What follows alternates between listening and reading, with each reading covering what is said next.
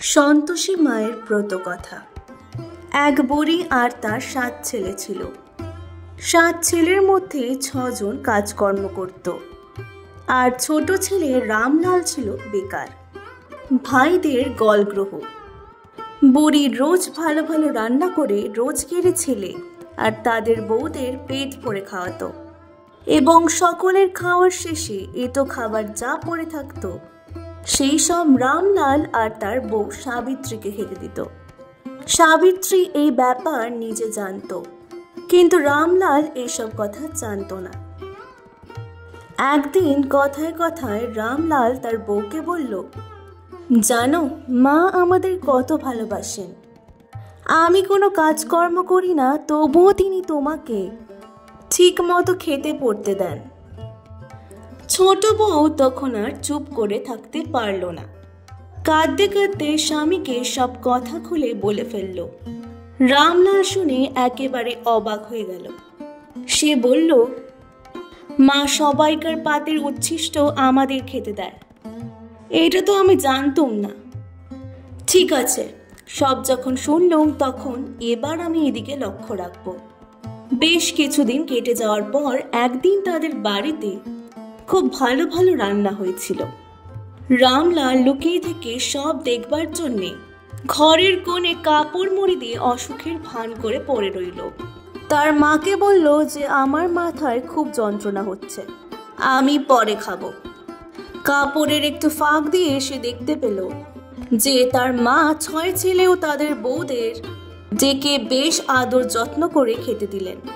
তারা খেয়ে উঠে গেলে পাতে যেসব উচ্ছিষ্ট পড়েছিল সেগুলো সব একত্রে জড়ো করে দুভাগে ভাগ করে তাদের দুজনের জন্য তুলে রেখে দিলেন।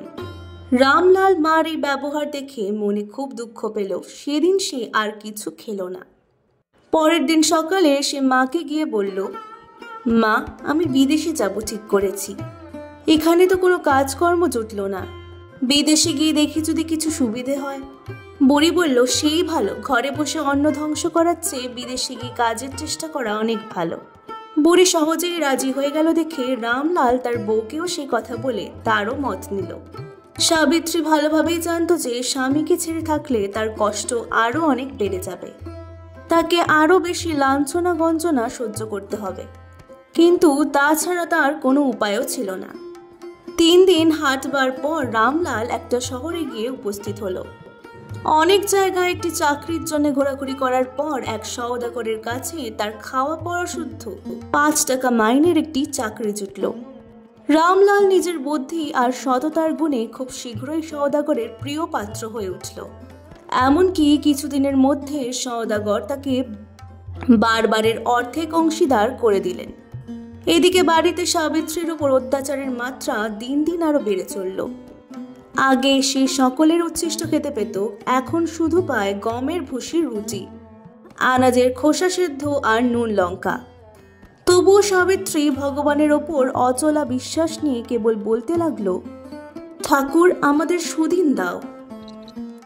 একদিন বনের ভেতর কাঠ কুড়াতে কুড়াতে ক্লান্ত হয়ে সে একটা মন্দিরের দরজার সামনে বসে বিশ্রাম করছিল। সেদিন ছিল শুক্রবার, মন্দিরে পুজো হচ্ছিল। সাবিত্রী একজনকে ডেকে জিজ্ঞাসা করল, এখানে কোন ঠাকুরের পুজো হচ্ছে? লোকটি বলল, দেবী সন্তোষী মাতার পুজো হচ্ছে। ইনি হচ্ছেন সর্বসিদ্ধিদাতা গণেশের মানস কন্যা। সাবিত্রী জিজ্ঞাসা করল, এই দেবীর পুজো করলে কি হয়? লোকটি বলল, যার যা মনস্কামনা সব পূর্ণ হয় আর সব দুঃখ ঘুচে যায়। সাবিত্রী তখন বলল, আমি যদি ব্রত পুজো করতে চাই তাহলে করতে পারবো? লোকটি বলল, নিশ্চয়ই পারবে।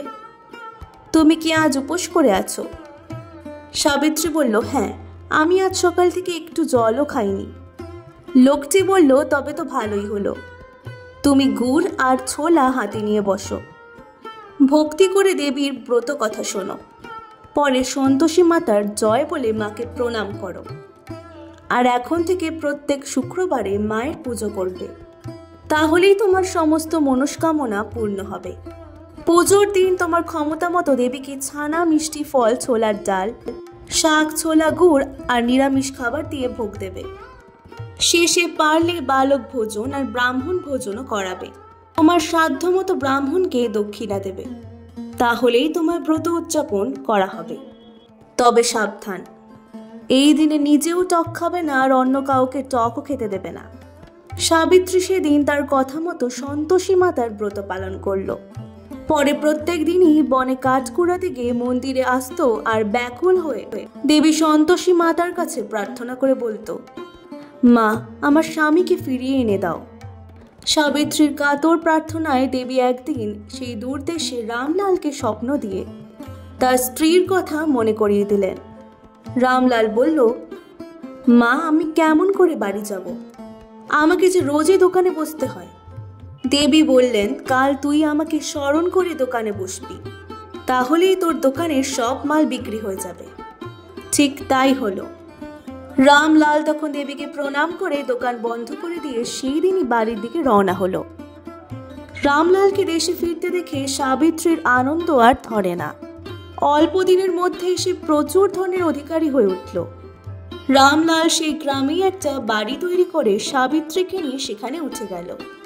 নতুন বাড়িতে গিয়ে সাবিত্রী খুব ঘটা করে সন্তোষী মায়ের ব্রত উদযাপন করল। বালক ভোজনের জন্য গায়ের অন্য সব ছেলেদের সঙ্গে সে তার ভাসুরদের ছেলে মেয়েদেরও নিমন্ত্রণ করল। এইদিকে সাবিত্রীর সুখ সম্পদ দেখে তার জায়েরা হিংসে জ্বলে যাচ্ছিল।